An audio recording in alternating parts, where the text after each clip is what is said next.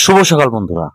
আজকের ভিডিওটা একটু স্পেশাল, যার কারণ হচ্ছে 2025 সালে এসে আমি আপনাদের একটা বিশেষ জিনিস দেখাবো। এই যে দেখেন নিচের সাইডে দেখতে পাচ্ছেন এই যে ফলগুলো পড়ে আছে, এই ফলটা কি আপনারা চিনতে পারতেছেন আসলে কি? এগুলো আসলে আমরা যখন গ্রামে থাকতাম তখন অনেক দেখতাম। এখন হয়তো বা গ্রামের এখন তো সব জায়গাতে হচ্ছে শহর উন্নয়ন হচ্ছে, শহর হয়ে যাচ্ছে গ্রামগুলো, এই ডুমুর গাছগুলো এখন আর দেখা যায় না। তো আমি যেখানে থাকি সেখানে একটা ডুমুর,